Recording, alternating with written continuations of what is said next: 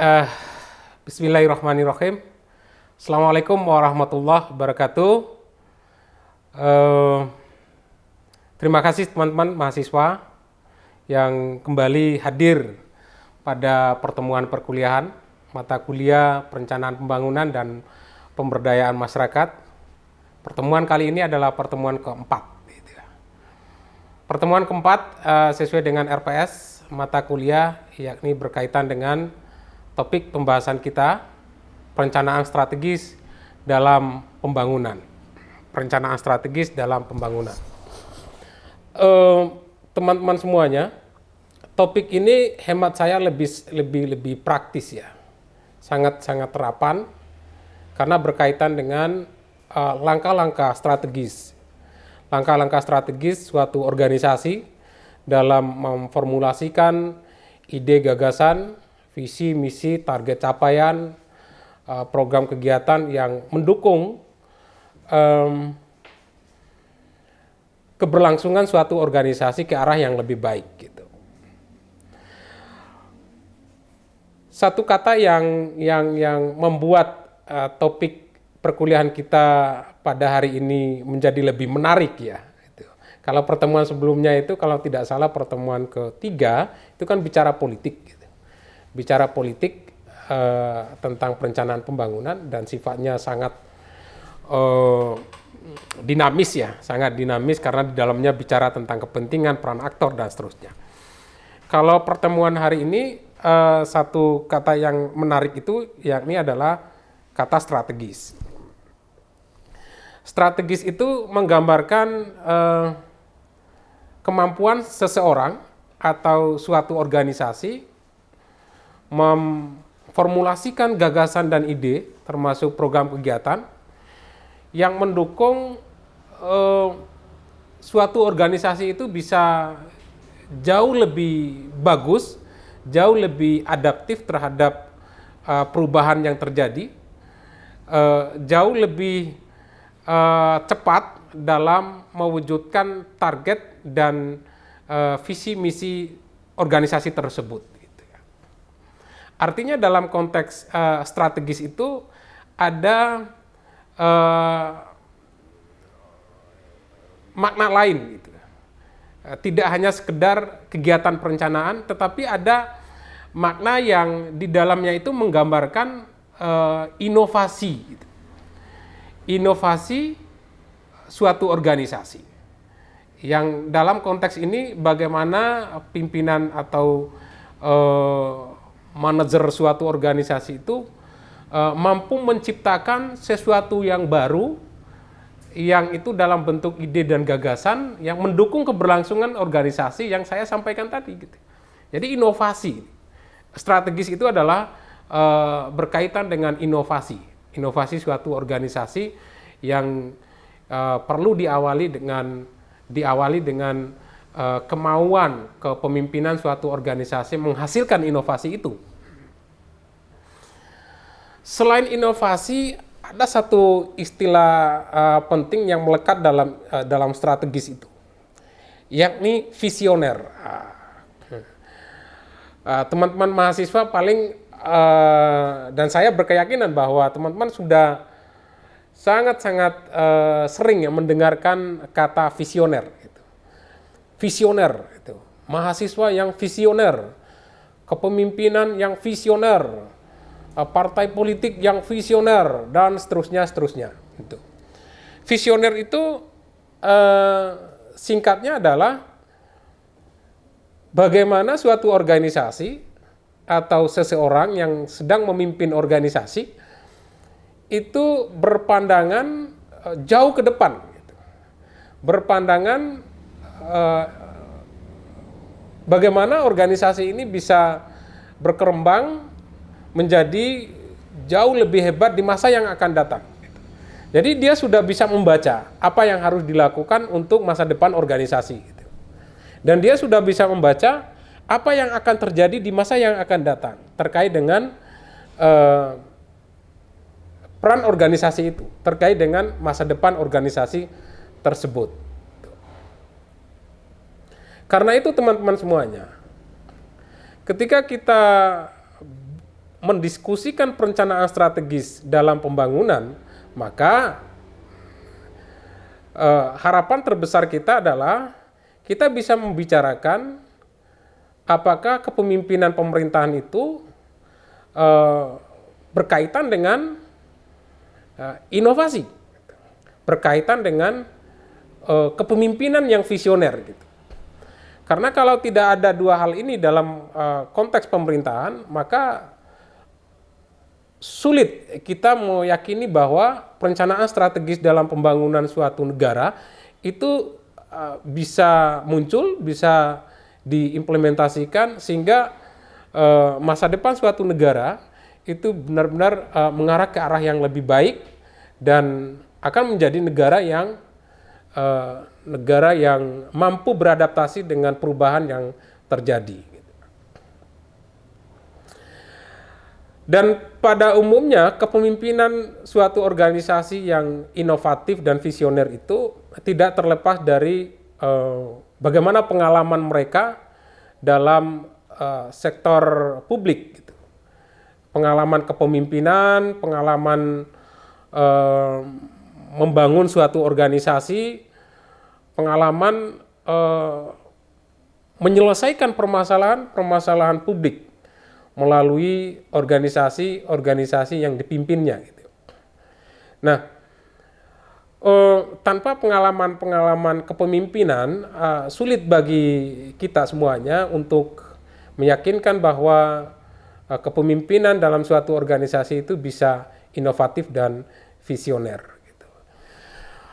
Teman-teman semuanya, itu sebuah prolog penting bagi kita semuanya, bagi mahasiswa, bagi teman-teman semuanya, bahwa perencanaan strategis itu bukan suatu persoalan yang biasa, gitu ya. Tidak seperti biasanya kita mendefinisikan perencanaan itu, yakni menentukan pilihan, lalu kemudian menentukan tindakan dan seterusnya untuk mendukung visi misi organisasi. Tidak sekedar itu, tapi perencanaan strategis itu jauh lebih penting membicarakan tentang inovasi dan visioner kepemimpinan gitu, dalam suatu organisasi, sehingga organisasi itu bisa berkembang, bisa lebih mampu merespon segala permasalahan yang terjadi, menyelesaikan segala permasalahan yang bermunculan dalam lingkungan organisasi, baik di internal maupun eksternal organisasi. Teman-teman semuanya, lagi-lagi saya perlu mengawali perkuliahan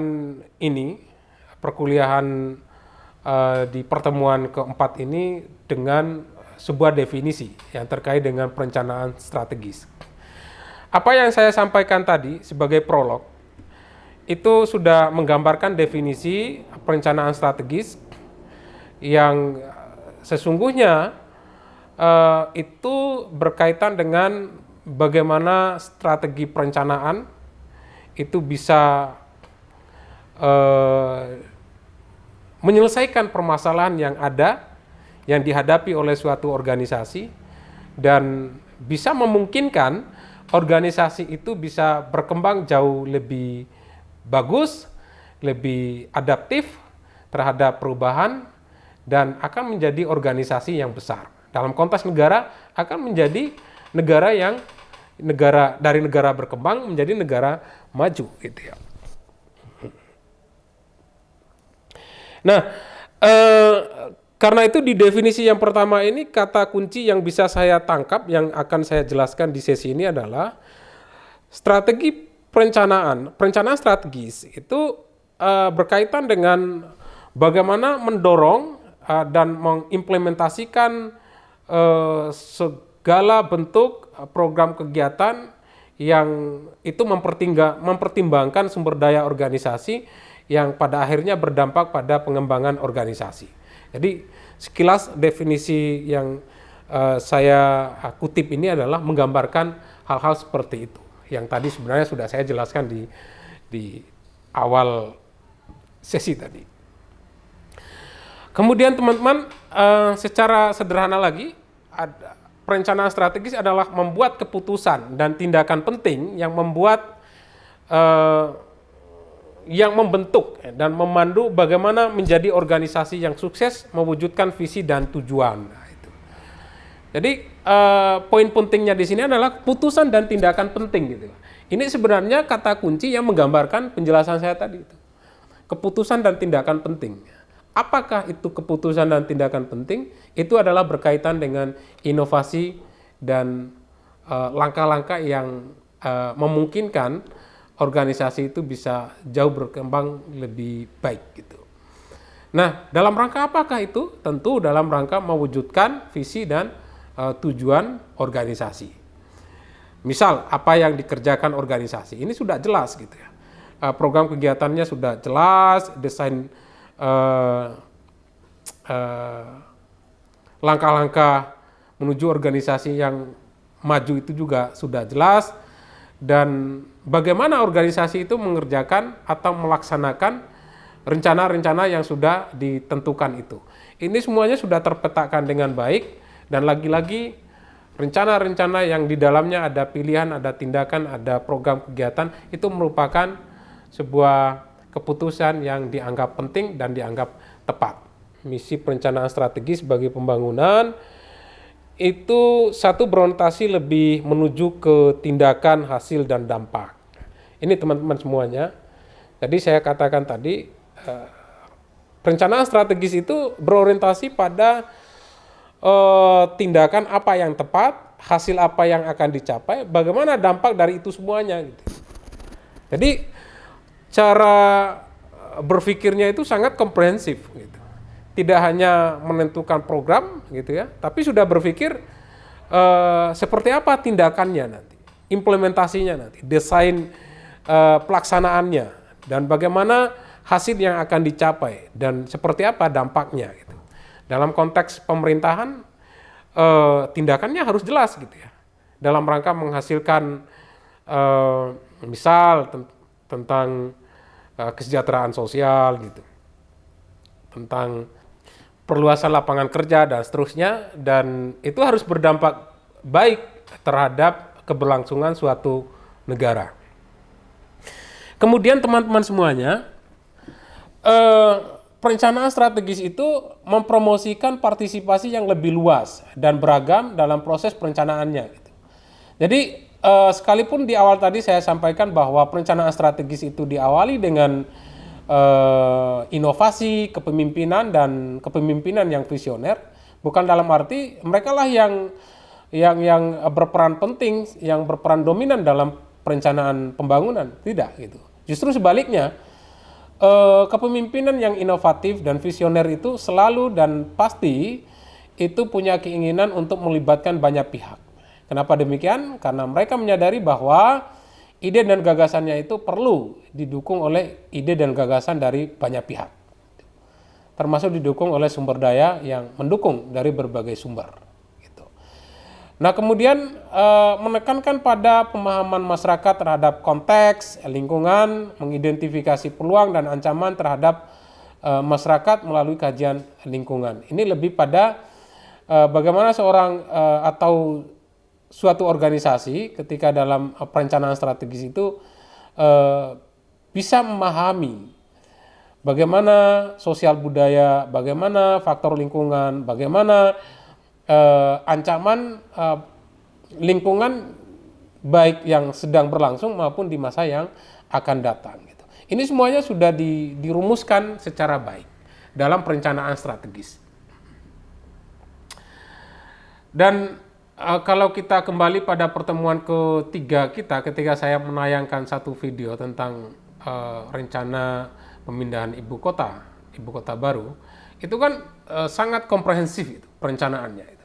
Memperhatikan aspek geografis, sosial budaya, kemudian aspirasi masyarakat, faktor lingkungan, dan seterusnya. Dan sesungguhnya itu adalah bagian dari perencanaan strategis. Karena berorientasi secara komprehensif tadi. Tidak hanya memikirkan hanya satu aspek gitu ya. Memikirkan satu bidang pembangunan, yakni tidak hanya berkaitan dengan urusan pemindahan ibu kota. Karena urusan pembangunan itu pasti berdampak pada urusan-urusan yang lain gitu. Pada aspek sosial budaya, lingkungan, dan seterusnya. Menyadari hal itu teman-teman semuanya, maka misi perencanaan strategis itu harus menekankan pada semua aspek itu. Gitu. Nah, inilah yang kadang menjadi catatan penting bagi pemerintah daerah di seluruh Indonesia ya. Bahwa perencanaan pembangunan di beberapa daerah itu kadang fokus pada satu sektor yang kadang juga mengorbankan sektor yang lain. Ini banyak gitu. Misalnya di Kalimantan itu, eksplorasi tambang gitu. Itu kadang kan mereka memperhatikan hanya satu aspek aja gitu ya. Pembangunan eksplorasi sumber daya alam yang kemudian berdampak pada pertumbuhan ekonomi pada saat itu. Tetapi tidak memperhatikan bagaimana keberlangsungan lingkungan sekitar. Ekosistem itu bisa terjaga dengan baik gitu. Tidak memperhatikan itu. Meskipun ya, dalam kajian lingkungan mereka selalu diawali dengan kajian lingkungan gitu ya. Tapi teman-teman semuanya bisa melihat, bisa mengkritisi ya bagaimana dampak pembangunan eksplorasi tambang itu terhadap lingkungan. Pasti temuannya adalah kerusakan lingkungan. Pasti itu. Dan itu kan menggambarkan bahwa perencanaan strategis pada beberapa pemerintahan daerah ya masih dinilai gagal, tidak memperhatikan aspek-aspek yang lain. Kalau lihat daerah-daerah agraris lainnya, misalnya di Kabupaten Bima, Dompu, Sumbawa itu, saya melihat kepala daerah di masing-masing daerah tersebut itu sangat-sangat konsen terhadap pertanian gitu ya. Sektor pertanian dalam hal ini adalah penanaman jagung gitu ya. Karena memang terbukti bahwa program itu berdampak pada pertumbuhan ekonomi, kesejahteraan masyarakat. Ya setidaknya dibuktikan dengan kemampuan masyarakat setempat untuk meningkatkan taraf hidupnya, status sosialnya, dan seterusnya. Meskipun hal ini perlu didiskusikan lebih jauh lagi. Karena ada banyak yang mengkritik bahwa sesungguhnya pertumbuhan ekonomi di 3 daerah itu tidak semata-mata karena program penanaman jagung yang meluas di berbagai daerah, di berbagai wilayah, yang kadang juga mengorbankan aspek-aspek lingkungan lainnya, di mana daerah pegunungan, daerah kawasan lindung, itu hampir dipastikan sudah terkikis gitu ya. Terkikis dengan kepentingan penanaman jagung, perluasan lahan jagung ini. Dan itu atas dasar dukungan dari pemerintah setempat, dukungan dari pemimpin setempat. Artinya, pemimpin setempat itu menggambarkan dia tidak mempunyai perencanaan strategis yang baik gitu ya. Karena tidak memperhatikan aspek-aspek pembangunan yang lainnya, hanya memperhatikan satu aspek. Dan itu sudah berdampak buruk terhadap pembangunan di 3 daerah itu, setidaknya banjir. Gitu ya. Ya, kita tidak membayangkan sebelumnya bahwa daerah seperti Bima itu bisa kebanjiran gitu ya, karena daerah pegunungan, kemudian tidak terlalu banyak bangunan seperti di Jakarta gitu ya, di Surabaya gitu. Tetapi pada kenyataannya bisa banjir juga gitu ya.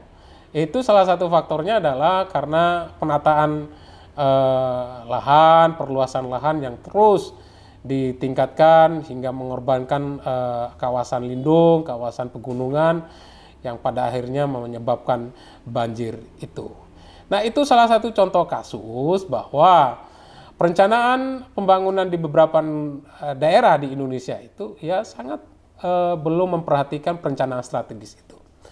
Kemudian teman-teman, misi perencanaan strategis itu selanjutnya adalah mengandung perilaku kompetitif, bersaing di pihak masyarakat. Ini sebenarnya lebih pada bagaimana seorang pemimpin organisasi itu melihat tantangan internal dan eksternal ya gitu ya. Di mana tantangan itu dijadikan sebagai peluang untuk membangun organisasi ke arah yang lebih baik gitu. Misalnya di era sekarang ini kan ada tantangan teknologi informasi gitu. Maka bagi kepemimpinan yang visioner, inovatif gitu, mereka akan melihat tantangan ini sebagai peluang untuk membangun suatu organisasi ke arah yang lebih bagus gitu. Misal dalam konteks pemerintahan daerah, kepemimpinan daerah di era digitalisasi ini, maka mereka akan coba membangun sistem informasi yang akan mempermudah proses penyelenggaraan pemerintahan, pelayanan publik akan jauh lebih efektif. Akan jauh lebih cepat gitu ya, bahkan mengurangi pembiayaan pemerintah dalam konteks tata kelola pemerintahan. Artinya apa? Tantangan teknologi informasi bukan lagi tantangan, tapi menjadi peluang bagi tata kelola pemerintahan, termasuk menjadi peluang bagi masyarakat kita. Kemudian menekankan kajian kekuatan dan kelemahan masyarakat dalam konteks peluang dan ancaman. Jadi kepemimpinan yang bagus dalam sektor publik itu manakala mereka punya perencanaan strategis yang bisa melihat apa sesungguhnya peluang yang ada dalam suatu daerah yang dipimpin oleh mereka. Tentu berkaitan dengan apa potensi yang ada, sumber daya apa yang bisa dikembangkan, yang kemudian itu menjadi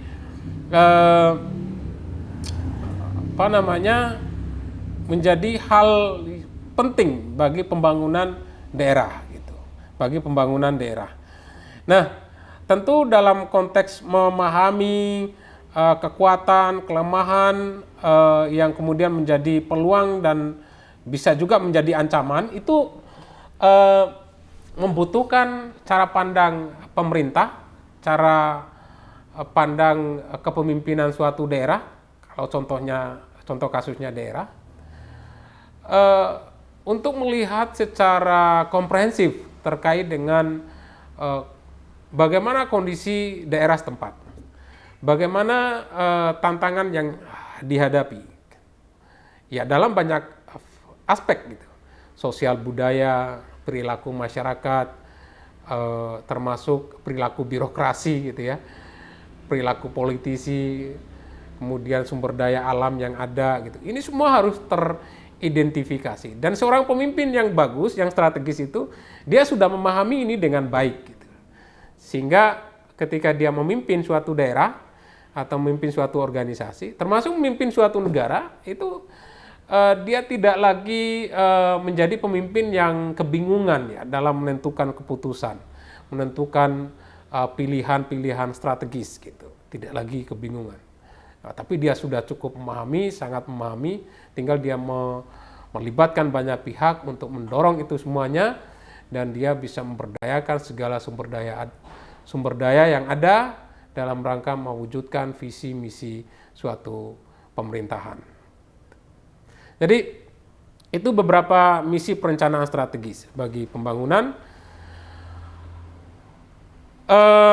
Teman-teman semuanya, ternyata dalam konteks perencanaan strategis itu tidak hanya ditekankan pada satu aspek saja ya, satu pendekatan, tapi ada banyak pendekatan.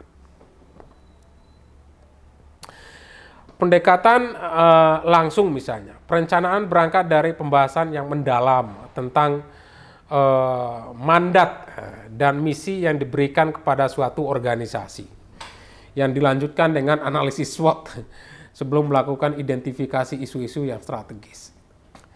Jadi dalam pendekatan pertama ini menggambarkan bahwa suatu organisasi yang di dalamnya adalah kepemimpinan organisasi dalam konteks pemerintahan, seorang presiden, seorang menteri gitu ya, seorang kepala daerah, baik gubernur, wali kota, bupati, termasuk kepala desa, ini harus bisa memahami secara baik apa sesungguhnya mandat gitu, yang diemban gitu ya, misi apa yang diperjuangkan. Nah, ini harus jelas gitu, harus jelas. Tapi memang tidak segampang yang kita pahami, yang kita sebutkan ini gitu ya. Tidak. Harus paham mandat, harus paham misi gitu ya. Tidak segampang itu gitu ya. Tetapi selain pendekatan direct approach yang tadi saya sampaikan, ada pendekatan indirect approach gitu. Pendekatan tidak langsung gitu ya. Dalam hal ini bagaimana perencanaan strategis itu dilakukan melalui tahapan yang diawali dengan kajian-kajian atau diskusi-diskusi, atau lebih pada pendekatan ilmiah, yakni berkaitan dengan riset gitu. Riset untuk mengidentifikasi berbagai pilihan tindakan yang harus ditempuh dalam memahami tuntutan amanat atau misi yang diemban oleh suatu organisasi gitu ya. Dalam pendekatan yang kedua ini lebih fokus pada pra-perencanaan sebenarnya. Jadi pra-perencanaan itu ada satu rangkaian kegiatan berupa riset, kajian, diskusi internal, eksternal gitu ya. Dan rangkaian kegiatan-kegiatan itu dalam rangka untuk memahami lebih awal terkait dengan permasalahan apa yang sedang dihadapi oleh organisasi, lalu langkah-langkah apa yang harus dirumuskan dalam perencanaan pembangunan yang akan dirumuskan di kemudian hari.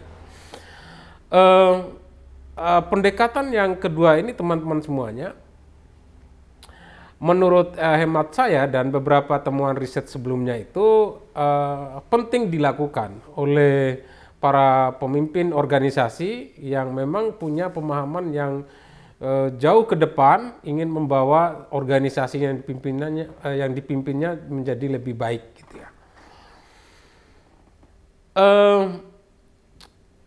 Dalam konteks ini, pemimpin organisasi memang harus membuka diri terhadap pihak eksternal maupun internal gitu ya. Dalam hal ini, ketika pemimpin organisasi ingin memahami permasalahan yang dihadapi, maka harus melibatkan banyak pihak dalam mendiskusikan isu-isu yang muncul, kemudian melibatkan pihak profesional dalam mengkaji atau meriset gitu ya permasalahan yang sedang dihadapi gitu ya, sehingga jauh sebelum perencanaan itu pemimpin itu sudah memahami dengan baik, mapping permasalahannya sudah tersedia dengan baik, kemudian titik kelemahan bagi suatu organisasi itu sudah dipahami secara mendalam gitu. Dan bahkan dalam kajian pra perencanaan itu sudah terrumuskan gitu, terrumuskan program kegiatan apa yang akan didiskusikan pada tahapan perencanaan pembangunan itu. Nah, poin penting pada pendekatan kedua ini bergantung pada kemauan atau kesiapan pemimpin suatu organisasi. Apakah mereka itu mempunyai keseriusan yang cukup kuat dalam merumuskan perencanaan pembangunan yang baik untuk mendukung pengembangan organisasi. Karena kalau tanpa kemauan, tanpa kesadaran yang kuat dari pimpinan organisasi, tidak mungkin mereka bisa melakukan kajian jauh sebelum perencanaan pembangunan itu gitu. Tidak mungkin gitu ya. Nah, biasanya kemauan dan kesadaran pemimpin itu akan terbentuk jika pemimpin tersebut menjiwai dan memahami mandatnya gitu. Mandat atau amanah yang diberikan oleh lingkungan sekitar, oleh lingkungan organisasi terhadap dia gitu.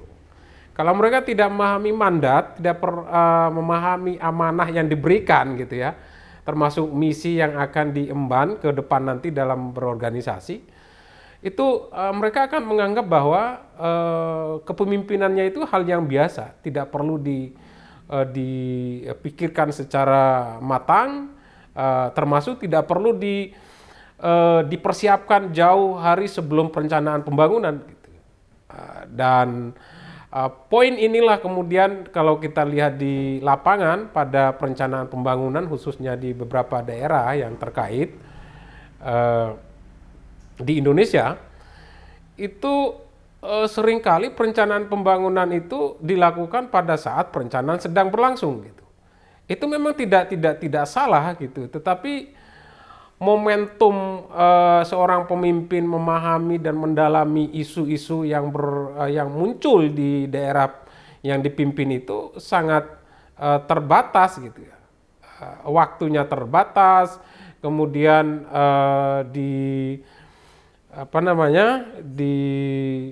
dibatasi lagi dengan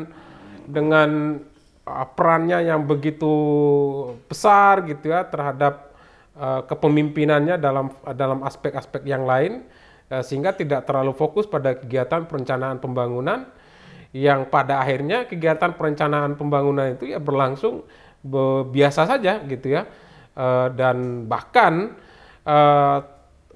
program kegiatan yang terumuskan dalam kegiatan perencanaan itu ya program kegiatan yang tidak strategis gitu, tidak strategis karena momentumnya itu sudah tidak tepat karena kegiatan perencanaan dilakukan pada saat perencanaan itu berlangsung. Akan menjadi lebih bagus bagi pemerintah daerah, pemerintah nasional maupun pemerintah desa jika kegiatan perencanaan itu sudah dipersiapkan jauh sebelum perencanaan itu berlangsung. Karena itu menunjukkan kesiapan seorang pemimpin untuk memahami permasalahan yang ada dan pastinya nanti dia akan lebih siap merumuskan strategi, merumuskan program kegiatan yang mendukung pengembangan organisasi ke arah yang lebih baik gitu. Dan itulah bentuk dari perencanaan strategis. Kemudian teman-teman pendekatan goals approach gitu ya. Pendekatan yang berorientasi pada tujuan. Di mana perencanaan berangkat dari dirumuskannya indikator-indikator yang berkaitan dengan tujuan dari organisasi itu. Jadi seorang pemimpin harus merumuskan indikator dari tujuan organisasi yang dipimpinnya. Gitu. Jadi tujuan itu tidak abstrak, gitu. Tidak sifatnya makro yang kadang kita mendefinisikan tujuan itu tidak jelas gitu. Untuk itu seorang pemimpin harus memperjelas tujuannya itu dengan cara apa? Merumuskan indikator dari tujuan itu. Nah, indikator itu adalah tolak ukur untuk melihat atau untuk mengukur atau untuk mendefinisikan suatu objek ya. Dalam hal ini adalah tujuan organisasi. Gitu. Dengan menyusun indikator tujuan organisasi, maka akan lebih mudah bagi organisasi atau pemimpin suatu organisasi menetapkan isu-isu strategis, isu-isu penting, menetapkan program kegiatan yang berkaitan langsung dengan indikator tujuan organisasi yang terumuskan secara baik sebelumnya. Gitu. Jadi indikator tujuan organisasi yang dirumuskan itu sebenarnya membantu organisasi untuk menetapkan program kegiatan yang lebih jelas sehingga sumber daya yang dimiliki organisasi itu bisa diarahkan secara maksimal untuk mewujudkan tujuan organisasi. Nah, permasalahan yang terjadi, lagi-lagi saya menggali permasalahan di lapangan yang saya jumpai, yang saya temui baik melalui riset-riset saya maupun melalui pengalaman saya sebagai konsultan di beberapa pemerintahan daerah yang berperan sebagai perumus RPJMN, bukan RPJMN tapi RPJMD gitu ya di beberapa daerah itu. Yang saya lihat bahwa tujuan organisasi pemerintahan daerah masih sangat abstrak, tidak ada indikator yang terperinci dengan baik. Yang pada akhirnya mempersulit pemerintah daerah itu merumuskan program kegiatan yang menjawab atau yang bisa mewujudkan tujuan yang ditetapkan oleh mereka sebagai bagian dari organisasi pemerintahan daerah. Untuk itu teman-teman sebagai mahasiswa ilmu pemerintahan, jika nanti berperan sebagai konsultan, sebagai praktisi pembangunan gitu, atau sebagai pelaku pembangunan ya, dalam hal ini berperan sebagai misal sebagai birokrasi, sebagai kepala daerah, sebagai ketua dewan gitu, atau anggota DPRD, DPR RI gitu ya. Teman-teman harus bisa merumuskan indikator dari tujuan organisasi itu, harus bisa gitu ya. Dan itu memang menjadi bagian dari langkah strategis dalam perencanaan pembangunan. Gitu. Selanjutnya pendekatan visi, vision approach gitu ya. Pendekatan ini melihat bahwa perencanaan berangkat dari gambaran visi tingkat keberhasilan yang akan dicapai agar dapat ditetapkan isu strategis yang harus dipecahkan gitu. Jadi titik beratnya itu lebih melihat gambaran visi suatu organisasi, kemudian dari situ bisa diukur keberhasilan organisasi itu. Jadi gambaran visi itulah penentu wajah kesuksesan organisasi. Jika gambaran visinya tidak tergambarkan dengan baik, maka sulit bagi organisasi itu untuk menjadi organisasi yang lebih baik. Karena visinya belum jelas, belum tergambarkan dengan baik, belum terumuskan ke dalam program kegiatan dengan terperinci, dan seterusnya, itu akan membuat organisasi sulit untuk berkembang ke arah yang lebih baik, termasuk dalam konteks pemerintahan daerah, pemerintahan desa. Nah, sekalipun di awal tadi dan di beberapa pertemuan saya sudah sampaikan bahwa visi suatu organisasi itu sebenarnya sudah tergambarkan dengan jelas dalam dokumen-dokumen pembangunan. Hanya saja kejelasan visi yang tertuang dalam dokumen pembangunan itu kadang sulit diukur tingkat keberhasilannya, karena memang belum terperinci dengan baik apa itu sungguhnya visi dari suatu organisasi tersebut. Nah, jadi ini yang perlu diperjelas. Melalui pendekatan ini, maka perencanaan strategis itu bisa terumuskan dengan baik yang berdampak pada kesuksesan suatu organisasi. Pertama, pemilihan misi dan tujuan-tujuan organisasi yang utama. Jadi teman-teman semuanya, dalam perumusan atau perencanaan strategis ada langkah yang dimana misi dan tujuan itu harus diklasifikasikan secara baik, dipetakan dengan baik. Apakah misi dan tujuan itu merupakan bagian dari misi tujuan utama bagi suatu organisasi, bagi organisasi tersebut. Gitu. Apakah misi dan tujuan itu sudah sangat relevan bagi kebutuhan organisasi, bagi semua aspek yang berkaitan dengan organisasi. Aspek sosial, budaya, geografis, sumber daya, birokrasi, dan seterusnya, itu harus terumuskan dengan baik melalui kejelasan misi dan tujuan organisasi, sehingga perencanaan strategis dapat dilalui dengan baik. Kemudian ada analisis lingkungan eksternal, persaingan organisasi. Dalam hal ini pada sektor publik tentu persaingan kita definisikan terkait dengan bagaimana tuntutan eksternal organisasi itu dalam konteks publik, yaitu kebutuhan publik, kemudian tuntutan masyarakat, lalu ada desakan perubahan sosial budaya, perubahan teknologi informasi, yang itu menuntut kecepatan pemerintah dalam mengambil sikap atau merespon itu semuanya ke dalam bentuk aksi atau tindakan, setidaknya dalam perumusan kebijakan, perumusan program kegiatan pembangunan bagi organisasi tersebut. Dari situ suatu organisasi bisa melihat apa peluangnya dan apa tantangannya. Membaca peluang itu ya tentu diawali dengan memahami lingkungan organisasi internal maupun eksternal. Ya, kalau kita tidak memahami lingkungan di sekitar organisasi, ya tentu kita tidak memahami apa peluang, termasuk memahami apa tantangan organisasi tersebut. Gitu. Jadi teman-teman mahasiswa ketika nanti menjadi pemimpin dimanapun, termasuk pada saat ini ketika teman-teman memimpin organisasi mahasiswa, harus mengenal lingkungan organisasi, internal maupun eksternal. Analisis lingkungan operasi internal organisasi untuk mengenal kekuatan dan kelemahan.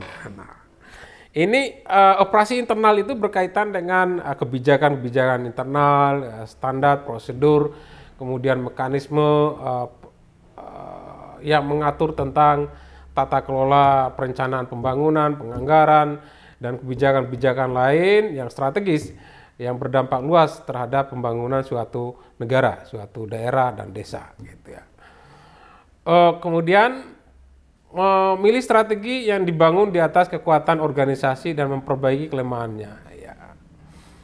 Jadi strategi yang di kedepan nanti itu ya harus mengacu pada kekuatan yang dimiliki organisasi itu. Jangan sampai strategi yang ada, yang kita pilih, itu nggak didukung oleh kekuatan organisasi tersebut. Tidak didukung oleh sumber daya yang cukup, tidak sejalan dengan potensi yang dimiliki, dan potensi sosial budaya, potensi geografis, kemudian sumber daya alam yang ada dalam suatu daerah atau suatu negara. Jadi strategi harus dibangun dari kekuatan organisasi, bukan dibangun dari kekuatan organisasi lain, tapi organisasi tersebut. Gitu. Kalau melihat kekuatan yang lain, kekuatan eksternal itu boleh gitu ya, bisa, tetapi itu setidaknya hanya dijadikan sebagai gambaran untuk memahami perubahan yang sedang terjadi.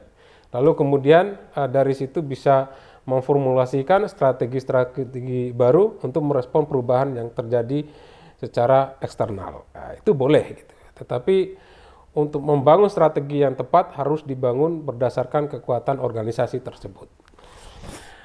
Dan yang terpenting adalah memperbaiki kelemahannya. Gitu. Kelemahan organisasi harus diperbaiki, tentu dengan berbagai cara.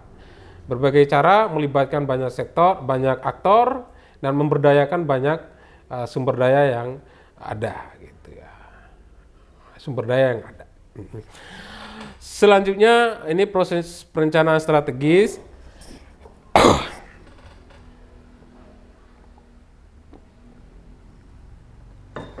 Proses perencanaan strategis ini ada huruf A, ini di mana posisi kita. Di mana posisi kita, bagaimana misinya, bagaimana mandatnya, bagaimana struktur dan sistem komunikasi program dan pelayanan terhadap masyarakat dan seterusnya, termasuk dukungan anggaran. Seorang pemimpin suatu organisasi, termasuk organisasi publik, ini harus paham betul ini posisinya, gitu ya. Posisi yang ada pada saat itu dalam suatu organisasi. Lalu mau dibawa kemana organisasi tersebut? Nah, ini harus jelas ini. Ini poin B. Mau dibawa kemana gitu? Mau dijadikan apa? Nah, ini harus jelas gitu. Tentu berkaitan dengan apa visinya, apa misinya, baru apa tujuan organisasi. Ingat, tadi saya sampaikan visi, misi, dan tujuan ini harus terumuskan dengan baik, bahkan indikator di masing-masing ini sudah terperinci dengan baik, sehingga bisa dipahami secara jelas dan diikuti oleh program kegiatan yang jelas pula. Nah, teman-teman semuanya sebagai pemimpin organisasi atau sebagai bagian dari organisasi yang ingin berkembang ke arah yang lebih baik, termasuk pemerintahan kita, harus memahami bagaimana mewujudkan visi misi itu, dengan cara apa, sumber daya apa yang harus dimiliki, kekuatan apa yang harus diperkuat, kelemahan apa yang harus diperbaiki. Dan itu memang sangat bergantung pada perencanaan strategis, misal persiapan atau kesiapan IT-nya, sumber daya manusia, kemudian komunikasi yang dibangun secara di internal organisasi, eksternal organisasi, dan seterusnya, termasuk berkaitan dengan reformasi birokrasi. Itu adalah berkaitan dengan cara-cara bagaimana mewujudkan tujuan, misi, dan visi suatu organisasi sehingga mengarah pada poin B ini. Apa itu? Yakni tujuan akhir dari suatu organisasi. Yang tadi berkaitan mau dibawa kemana organisasi tersebut. Nah, itu. Nah, rangkaian perencanaan strategis ini adalah satu kesatuan yang penting ya dalam membangun atau membentuk program kegiatan suatu organisasi ke arah yang lebih baik. Oke, teman-teman semuanya, ini model perencanaan strategis rasional, di mana model ini perencanaan deduktif dari umum ke khusus gitu ya, dari tujuan kemudian diturunkan kebijakan, lalu program, lalu aksi. Nah, ini salah satu model yang menurut saya turunan dari beberapa teori yang seperti top down teori, kemudian ada technocratic planning, dan seterusnya. Itu teori-teori yang berangkat dari atas ke bawah, dari umum ke khusus gitu. Dan pilihan model perencanaan strategis sangat bergantung pada kondisi dan sifat atau model organisasi tersebut. Kalau organisasi publik lebih banyak menggunakan pendekatan yang kedua, yakni pengambilan keputusan melalui proses perencanaan yang melibatkan banyak pihak, dan itu sifatnya perencanaan induktif, dari khusus ke umum. Dari khusus ke umum, dari permasalahan-permasalahan yang terjadi kemudian menjadi policy atau program yang kemudian menjadi standar umum dari suatu kebijakan publik, lalu mengarah pada amanah atau amanat ya, amanat peraturan perundang-undangan yang terkait dengan pembangunan suatu negara gitu. Nah, ini model yang menjadi bagian dari model yang paling populer digunakan dalam sektor publik, termasuk dalam konteks pemerintahan pusat, daerah, dan desa.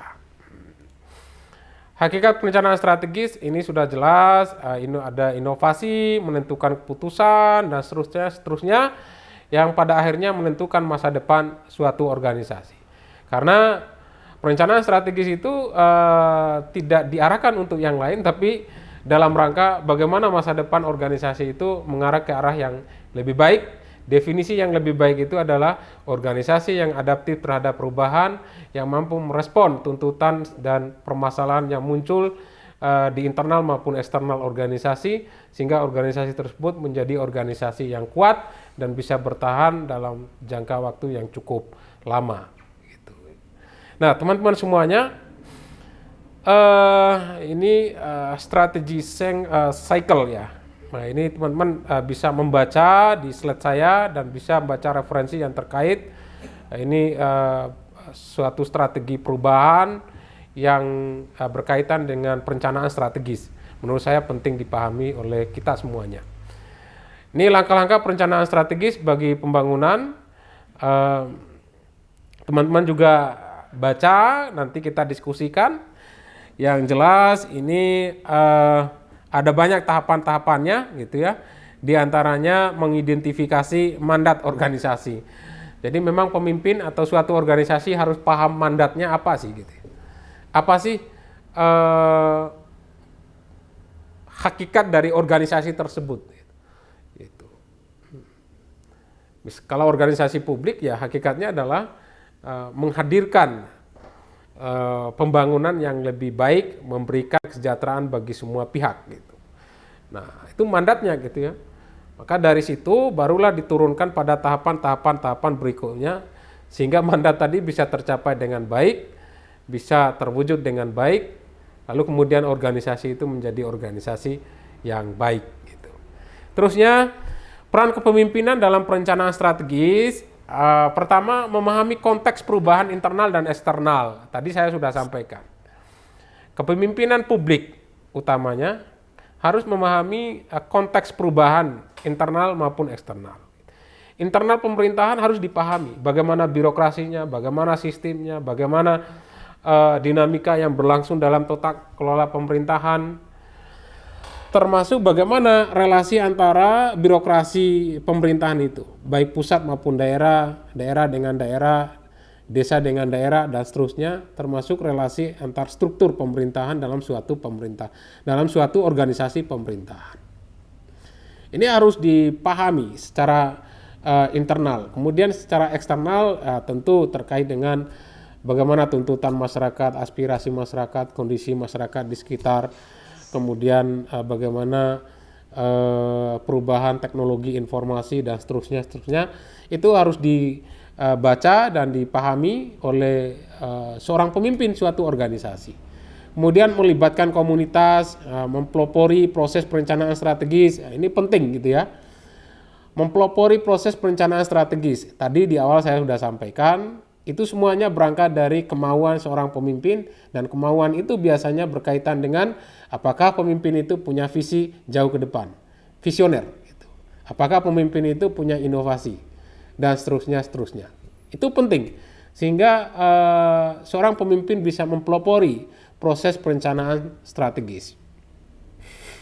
Kemudian mensukseskan proses perencanaan strategis, ini penting, memfasilitasi proses, mendorong tindakan kolektif, kemudian mengedepankan dialog dan diskusi, ini penting apalagi dalam sektor publik, diskusi, dialog, partisipatif dan seterusnya itu harus dihidupkan dalam proses perencanaan strategis dan diawali oleh seorang pemimpin yang memang demokratis, partisipatif, gitu.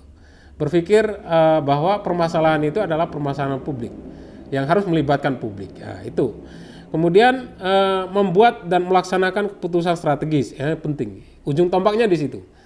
Kalau proses-proses yang lain itu adalah proses memahami permasalahan yang terjadi, melibatkan banyak pihak dan seterusnya. Pada akhirnya seorang pemimpin harus membuat dan melaksanakan keputusan strategis itu. Kemudian yang terpenting adalah meminimalisirkan konflik, bukan membuat konflik, menciptakan konflik, tapi meminimalisirkan konflik, gitu ya. Sehingga energi, sumber daya yang ada bisa maksimal untuk mewujudkan pembangunan suatu organisasi. Gitu.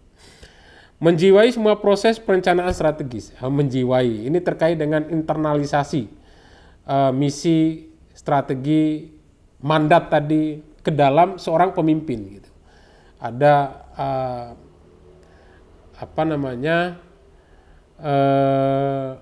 semua yang saya sebutkan tadi itu sudah menjadi bagian dari cara berpikirnya, menjadi bagian dari mindset, termasuk perilakunya, gitu ya, sudah menjadi satu, gitu ya.